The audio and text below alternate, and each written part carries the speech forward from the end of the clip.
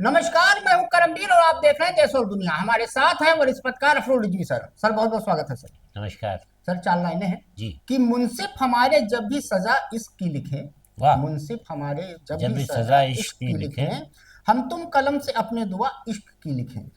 नफरत की इन हवाओं को लफ्जों से रोक कर, नफरत की इन हवाओं को लफ्जों से रोक कर, आओ चलो गजल में फजा इश्क की लिखें। वाह वाह। अब सर, अब बीएमसी चुनाव का परिणाम भी आ गया। जी। लेकिन एक मजेदार बात है कि कांटे की तक मुकाबला रहा, लास्ट में जो मार्जिन आया, बहुत हम्म, ज्यादा अंतर नहीं है बीएमसी चुनाव के रिजल्ट में। हम्म, अब वहां सर मामला ये फंस गया है कि सिंधे की मांग है कि जो महापौर बनाया जाए हम्म, वो 2.5 2.5 साल वाले फार्मूले बनाया जाए। हम्म। ओवैसी साहब का मामला यह है, ओवैसी की भी बहुत अच्छी सीट है, 125 आ गई पूरे महाराष्ट्र में। हाँ, पहले तो 90 99 उतना कितना बताया जा रहा था। 90 बताया नहीं, 125 एक सौ टोटल आई। पच्चीस अब टोटल क्लियर हुई ना हाँ, सीट क्लियर पहले। हो गई। हाँ, हाँ। पहले और बीजेपी और संग उसकी। मजेदार बात यह है सर कि वो उद्धव साहब भी कह रहे हैं कि हो सकता है, उनका सपना है कि उनका भी बीएमसी में फिर बन सकता है मेयर।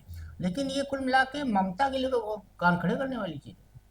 अगर ओवैसी का प्रयोग अगर महाराष्ट्र में रोक सकता है उद्धव ठाकरे को, हम्म, तो ममता के लिए पश्चिम बंगाल में भी दिक्कत देगा। ओवैसी वहां भी कांड करेंगे जरूर। आज मोदी जी है भी पश्चिम बंगाल में, उन्होंने बिल्कुल फूका है आज से। हम्म, वो वंदे भारत का ठेका ले रखे हैं ना मोदी जी, हम्म, हरी झंडी दिखाने का। उनको ईश्वर ने कहा है हम्म, कि हिंदुस्तान में जितनी वंदे भारत चलेंगी हम्म, उसको झंडा तुम ही दिखाओगे। हम्म। नॉन पॉलिटिकल है ना। क्या कहेंगे सर? अब देखिए, महाराष्ट्र का जो चुनाव हुआ है नगर निगम का, जी। तो उसमें अजीब व गरीब तस्वीर उभर के सामने आई है। हम्म। जहां एक दौर था कि सिर्फ और सिर्फ शिवसेना हावी रहती थी। हम्म। और ये मान के चलते थे लोग कि नगर निगम के इलेक्शन शिवसेना जीतेगी, हम्म। और बाकी इलेक्शन विधानसभा के और वो लोकसभा के बीजेपी। वो बीजेपी हम्म। जीतेगी। और बाला साहब ठाकरे अपने दौर में उसी पर मुतमईन रहते थे, और उसी शिवसेना संतोष। के कई गढ़ में इस बार बीजेपी जीती है, ठाणे वाणे इस हाँ, एरिया में। लेकिन जब से विधानसभा चुनाव इलेक्शन के बाद उद्धव ठाकरे चीफ मिनिस्टर बने, उनका हम्म। बेटा बना, हम्म। तो शिंदे से जो टकराव शुरू हुआ, तो एक तरीके से बिखर ही गई शिवसेना। हाँ। और बिखरते बिखरते अब ये नौबत आई कि आज राज ठाकरे, जो अपने को बहुत बड़ा धारदार बोलने वाला समझते हैं, हाँ। उनको अन्ना मलाई ने आके धार से काट दिया। हाँ। अब देखिए, साउथ इंडियन, हम्म। महाराष्ट्र के धारावी हम्म। और सायन, इन सब जगहों हाँ, पर। मीरा भिवंडी ये सब एरिया हाँ, में। भाई खल्ला और हम्म। ये अंधेरी है, इन हाँ, सब ठाणे जगहों है। पर ठाणे हैं, हम्म। तो बहुत ज्यादा है। हम्म। तो अन्ना मलाई की स्पीच जो थी काम कर गई। साउथ इंडियन सब एक हुए। हाँ, तो वहां पर एकदम सुपड़ा साफ हो हाँ, गया। और मराठा मराठियों में डिवाइड हो गया हाँ, पूरा। अब यही चीज जो हुई है हम्म। कि हैदराबाद जो है वो आंध्रा में है। हम्म। आंध्र प्रदेश के लोग हम्म। और महाराष्ट्र के लोग, और जो, तमिलनाडु। हाँ, तमिलनाडु के लोग हम्म। जो है, तो खासकर देखिए ये जो अकोला है, हम्म।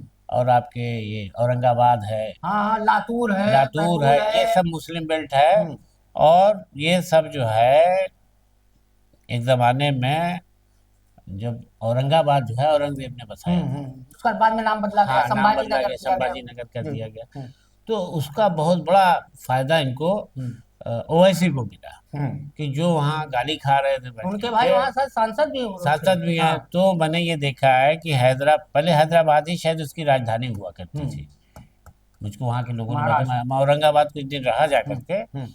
तो मेरी बेटी के वहाँ पोस्टिंग हुई थी, तो जी। मैं कुछ दिन वहाँ तो गया था जी। वहाँ पर। औरंगाबाद में तो बहुत अच्छी जगह है, और हम्म। काफ़ी मुस्लिम है वहाँ पर, ठीक ठाक पोजीशन में। और कटे की टक्कर है वहाँ हिंदू मुस्लिम फीलिंग की। हम्म। तो ये जो तो वैसे जीते हैं, हम्म। जैसे अन्ना मलाई ने जिताया, हम्म। वैसे ही वही फैक्टर काम किया ओवैसी का, हम्म। कि उनके लिए जो अकोला और ये आपका लातूर है, औरंगाबाद, लातूर औरंगाबाद है, है। औरंगाबाद है, जो ये सब जगह हम्म। थी, वहाँ के मुसलमानों ने इनको जबरदस्त वोट दिया। अब आप ये कह रहे हैं कि हो सकता है यही प्रयोग वहाँ हो जाए। पश्चिम बंगाल में पश्चिम बंगाल में तो बहुत वो आश्चर्य की बात नहीं है। हाँ, बहुत आश्चर्य की बात नहीं होगी कि हम्म। वहाँ पर भी लोग जो है, हो सकता है कि अपना एक नया लीडर हम्म। अपना चुने, क्योंकि वो वैसी हम्म। बात करता है हक की। हम्म। हम्म। मैंने देखा है, बोलता जबरदस्त है वो। हम्म। ओवैसी साहब हम्म। हमेशा तकरीर में कोई किसी धर्म की वकालत नहीं करते। हम्म। वो सीधे सीधे कहते हैं कि जिसका जो हक है उसको मिलना चाहिए। हम्म। अब सर, ट्रम्प ताऊ से तो पूरी दुनिया त्रस्त है। हम्म, अब ट्रम्प ताऊ ने क्या किया कि हम्म, वो मशालो मैडम है, वेनेजुएला वाली, जिनको नोबेल शांति पुरस्कार मिला था। हाँ हाँ हाँ। वो खुद पुरस्कार लेने नहीं गई थी नॉर्वे, उनकी बेटी ने उस समय लिया था। लेकिन वो अचानक पहुंची व्हाइट हाउस और उन्होंने अपना वो नोबेल का प्राइज, कल हम लोगों ने डिस्कस किया था, दे दिया। अब धन्य के मतलब ट्रम्प साहब हैं, उनके सलाहकार पता नहीं कैसे हैं जिन्होंने उस सलाह तक नहीं दी। और ट्रम्प ने वो ले भी लिया, बड़ा खुशी भी जाहिर की। उन्होंने कहा कि सोशल मीडिया ट्वीट पे लिखा ट्रम्प ने कि उन्होंने मुझे अपने नोबेल शांति पुरस्कार का मेडल दिया, यह मेरे लिए बहुत सम्मान की बात है। ट्रम्प ने मचाडो को बहुत अच्छी महिला बताया और कहा कि उन्होंने जिंदगी में बहुत कुछ झेला है। अब ताजुब वाली बात इसमें सर ये है कि नॉर्वे की जो संस्था नोबेल देती है उसको कायदे से तो मचाडो को फोन करना चाहिए या नोटिस जारी करना चाहिए कि ये नोबेल का बल्कि पुरस्कार है। वापस लेना चाहिए कि तुमने हाँ, तौहीन कर दी, और दोबारा कभी जीवन में तुम्हें कोई पुरस्कार ना दिया नहीं दिया जाए, जाए। ये कहना चाहिए ये था, कमेटी को स्ट्रक्चर पास करना करना चाहिए कि चाहिए था। भविष्य में इनको ना ये इस अवार्ड को इन्होंने मजाक बनाया हाँ, नोबेल जैसा नोबेल को, पुरस्कार कि उनके लिए वो मतलब कोई मायने नहीं रखता। दुनिया उन्होंने की। खुश करने के लिए कि वेनेजुला में हमको महत्वपूर्ण पद मिल हाँ, जाए, बस। और वहां चूंकि उनके पास समर्थन नहीं है हाँ, इतना, घूस ये कहेंगे इसको सर, हाँ घूस घूस दे रही थी ट्रम्प को। दे आई, हाँ दे घूस दे आई, आई। और ट्रम्प उससे पाके बड़ा खुश है। अब ट्रम्प को भी वो सोचना चाहिए और कि उसके सलाहकार पता नहीं कैसे जो उसको सलाह दे, तुम राष्ट्रपति हो एक देश के, पाके आप उसकी लोकतांत्रिक देश तारीफ के। कर रहे हैं कि मचाडो ने हाँ, अपना मुझे दिया और है, मैं बहुत बड़ा झेला खुश है, हूँ।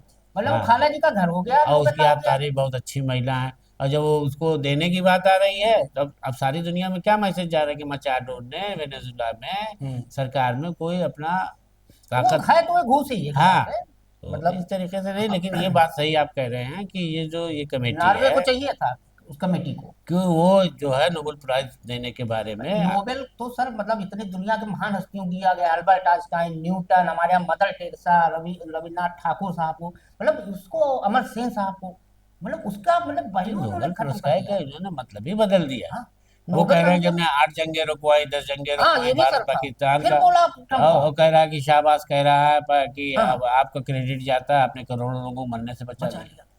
फिर बोला वो हमारे यहाँ कोई नहीं बोल रहा है इस पे, फिर बोला है ये। गजब का हाल है सर। अब सर एक मजेदार बात है, इंदौर पानी वाला, हाँ। हम लोग बहुत उठाए इस मामले को, तो आज राहुल गांधी भी गए हैं, मिल रहे हैं सबसे। अब मेरा मजेदार बात है कि भारत बनाम न्यूजीलैंड का तीसरा वनडे इंदौर के होलकर स्टेडियम में खेला जाना है।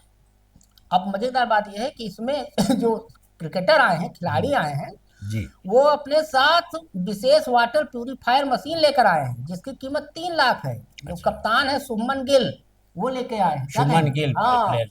अब बताइए इतना डरे हुए उस पानी से लोग। देखिए पानी वानी तो अमूमन सफर में लोग लेके चलते हैं, हम्म, उससे इनकार नहीं किया जा सकता, लेकिन जो ये बात है कि वहां पर 2000 लोग इससे पीड़ित हुए, हम्म, तो वो एक बहुत बड़ी चिंता की बात है कि बाहर से कोई भी आने वाला आदमी तो डरेगा इस बात को। हम्म, लेकिन ये एक तरीके से सरकार के मुंह पर तमाचा है हम्म। कि वो ये ऐलान करके आ रहा है कि यहाँ पीने का पानी तक ठीक नहीं है। और नेता प्रतिपक्ष आज गए हैं। हाँ, हम अपनी जो है मशीन लेके चलेंगे। हाँ, मतलब ये भरोसा नहीं है कि अब बाकी कि लोग। आप पानी भी नहीं दे हाँ, और पाओगे ढंग नहीं, का। शुभमन गिल को भी सोचना चाहिए कि क्या पूरा पूरा प्रदेश ही इससे पीड़ित है। भाई बाकी लोग, अब जब घटना हुई है तो रोकथाम हुई होगी ये पीने तो के पानी। सरकार की किरकिरी है एक हिसाब से सर। हाँ, किरकिरी है तो प्लेयर को तो अपमानित करने जैसी स्थिति पैदा कर दी उसने, कि जो है सर पानी। राहुल गांधी पे क्या कहेंगे? वो भी आज गए हैं, बता रहे हैं कि वहाँ 24 लोग मरे, कांग्रेस का दावा है। और हलफनामा जो मध्य प्रदेश सरकार ने उच्च न्यायालय की इंदौर पीठ में दिया है, उसमें कहा है कि भागीरथपुरा में उल्टी दस्त प्रकोप के दौरान 5 माह के बालक समेत 7 लोगों की मौत का जिक्र किया है खाली। हाँ, गवर्नमेंट ने जो हाई कोर्ट को दिया है। राहुल गांधी आज मिले सबसे हाँ, पीड़ितों लेकिन से। राहुल गांधी ने अपनी संख्या 24 बताई है कि हम्म, जो उनको सूचना है हम्म, हम्म, कि जहरीला पानी पीने से, हम्म, विषाक्त पानी पीने से 24 लोग मरे हैं। जी, और ये उन्होंने सरकार को निशाने पर लेते हुए कहा है, हम्म, भारत सरकार को, केंद्र जी, सरकार को, कि न तो पीने के पानी ठीक से मुहैया करा पा रही हम्म। है, और ना इतना सही आंकड़े पेश कर रही है, लोगों को गुमराह कर रही है। अब सर बिहार से एक बड़ा विचित्र मामला है, वहाँ मुख्यमंत्री नीतीश कुमार इस समय उस पर चल निकले हुए हैं हम्म, रैली करने, हम्म, यात्रा पे। हम्म, अब मुजफ्फरपुर में हम्म, क्या हुआ, मुजफ्फरनगर में हम्म, बिहार के मुख्यमंत्री ने वो हर घर नल जल वाला योजना है, तो एक सर अजीबोगरीब लापरवाही का मामला आया सामने जी, कि शहर के सटे खबरा पंचायत के वार्ड संख्या 4 में हम्म, पीएचईडी विभाग और तत्कालीन पंचायत प्रतिनिधियों ने शमशान घाट के अंदर ही पानी का टंकी बनवा दिया। अब हैरानी की बात यह है कि टंकी बनकर तो तैयार है और घरों तक पानी भी पहुंच रहा है, लेकिन करीब 2000 की आबादी वाले इस इस इलाके के लोग पानी को हाथ नहीं लगा रहे हैं, ना उससे खाना बना रहे हैं, कह रहे भूतिया पानी। अब ये सर बड़ा विचित्र मामला है। नहीं, ये तो देखिए, ये भूतिया पानी की तो बात एक तरीके से वो लोग गांव वाले कह रहे हैं, हाँ। क्योंकि लोगों में अंधविश्वास होता है, हम्म। हकीकत में कुछ नहीं होता। लेकिन जिस जमीन पर उन लोगों ने, गांव वालों की जो असली शिकायत है कि हम्म। आपने शमशान घाट की जमीन पर बना दिया। हाँ। अब उनका ये मानना है कि यहाँ मुर्दे जलाए जाते हैं हम्म। तो उनकी आत्माएं भटकती हैं। आपने हाँ। वहाँ पानी की टंकी बना दिया, हाँ। तो सोचते हैं कि पानी में कोई आत्मा ना चली जाए, पता चले हमारे खाने में या हम हमारे नहाए खाने में, हमारे ऊपर हाँ, सवार हो ना वो जाए। उसको छू तक नहीं रहे, हमारे डर की पानी छुआ नहीं, किसी हाँ। प्रेत आत्मा ने हमें पकड़ा नहीं। और कह रहे खैर, हैं। ये सब तो वहाँ पर एक माहौल बना हुआ है, लेकिन और ये गलत हुआ है। हाँ। ये इनको जो है जनता की राय और वो विभाग से पूछ करके बनाना चाहिए था कि टंकी और कहाँ। उस समय गाँव वालों ने मना किया था, हाँ, मना किया था। और आंदोलन करने कहा है कि अगर नहीं हटेगा तो आंदोलन करेंगे, और मुख्यमंत्री की समृद्धि यात्रा के दौरान हम्म। वो ये मुद्दा उठाया जाएगा वहाँ पे। नहीं नहीं, ये गलत है। जहाँ चाहेंगे आप टंकी बना, नाले से सटा के टंकी बना दी, लोग पानी नहीं पिएंगे। आपने एक दिन जिक्र किया था सर हाँ इसका, टंकी वाला, हाँ, कि टंकी नाले बना, के किनारे से हाँ, दूसरी कनेक्शन जगह। देते हैं, वहाँ पे लीकेज होता है, फिर वो गंदा पानी जाता है सारा, हम्म। मलमूत्र जितना नाली में बहता है गंदा, सब पानी में चला जाता है। और वही उसी से बीमारियां फैलती उसी से हैं। बीमारियां फैलती हैं। और सर एक मध्य प्रदेश का बड़ा विचित्र मामला है। जी। मध्य प्रदेश के बैतूल में स्कूल की बिल्डिंग को अवैध बताकर बुलडोजर से गिरा दिया गया। हम्म। और ये मामला है भैंसादेही विधानसभा क्षेत्र के ढाबा गांव का। और हम्म। वहां के रहने वाले अब्दुल नईम ने अपने खर्च से अपनी हम्म। जमीन पर स्कूल बनवाया, 20 लाख रुपए में बनवाया था स्कूल। उस पूरे, 20 लाख। हाँ, पूरे गांव में खाली 3 मुस्लिम घर हैं, हम्म। बाकी सारे हिंदू हैं। अब गांव वाले गए, तो पता नहीं किसने वहाँ एसडीएम के यहाँ शिकायत लगा दी कि 2000 लोग रहते हैं उस गाँव में, हम्म। कि साहब वहाँ मदरसा बना है। एसडीएम साहब भी ना आए, गाँव देखे ना ताओ, आए गए ना ना, गिराओ तुरंत, जमी दो, बुलडोजर चल गया। जबकि उनके पास सारे कागज थे, डॉक्यूमेंट थे, सब सारी चीजें थी सर। हम्म। क्या कहेंगे सर, शिक्षा जो कि हमारे देश में शिक्षा और पानी, नहीं, देखिए ये है। दोनों की स्थिति है। मतलब खिलाड़ी 3 प्यूरीफायर लेके आ रहा है उसी मध्य प्रदेश में, और उसी मध्य प्रदेश में एक व्यक्ति जिसकी जात और धर्म के लोग वहां 3 लोग हैं, 3 परिवार हैं, वो एक अच्छा काम कर रहा है, शिक्षा के लिए कर रहा है, पूरे गांव के लिए कर रहा है, वो उसका स्कूल ढहा दिया जा रहा है। ये मध्य प्रदेश का हाल है। देखिए, एक चीज होती है, कोई कंप्लेंट होती है तो पहले उसकी इंक्वायरी कराई जाती है हाँ, तरीका तो यही है। कि क्या है, कि अब अपने डॉक्यूमेंट के साथ आप आइए, पार्टी को नोटिस जारी किया हम्म। जाता है कि आप सारे सबूत के साथ आइए, आप अपना हमको हम्म। वो करेंगे, आपके खिलाफ ये शिकायत मिली है। हम्म। अगर हम इससे संतुष्ट हुए कि शिकायत गलत है, आपका सब सही है, तो हम्म। ठीक है, नहीं तो कार्रवाई की जाएगी। लेकिन यहाँ तो ये है कि वो डायरेक्ट पहुंच गए गिराने, हम्म। और एम नाम आ गया। हाँ, बस बस बस। एम से मुस्लिम, एम से मदरसा। हाँ। वो मदरसा लगा कि देश को बर्बाद कर देगा। हम्म। अब बताइए, वहाँ 3 फैमिली है हम्म। मुस्लिम, बाकी टोटल 2000 लोगों का गांव है, बाकी हाँ। सब वहाँ गैर मुस्लिम है। अब अफवाह फैली एक। और ये था कि वो गांव में स्कूल ना होने की बिना पर उन्होंने ये हम्म। बेसिक शिक्षा अधिकारी से हम्म। दर्जा 8 तक की पढ़ाई के लिए ये हाँ। बनवाया हाँ, था। 30 दिसंबर को दिया था, और हाँ 12 तारीख जनवरी को एनओसी भी दे दी पंचायत हाँ, को। उनको लाइसेंस मिल गया था हाँ। कि वो ठीक है, आप सर्टिफिकेट हम जारी कर देना, हम्म। बना लीजिए। हम्म। बिल्डिंग का भी वो किया, लेकिन हम्म। वहाँ पर साहब बस वो ये कहा ना कि वो एम आ गया हाँ। और आड़े। 13 जनवरी को गांव वाले और अब्दुल नईम बैतूल के कलेक्टर से मिलने गए। हम्म। जब जिस समय ये मिल रहे थे कलेक्टर से, उसी समय एसडीएम साहब पहुंचे, और प्रशासन ने बुलडोजर लेकर गिरा भी दिया, कांड कर दिया। गजब हाल है सर।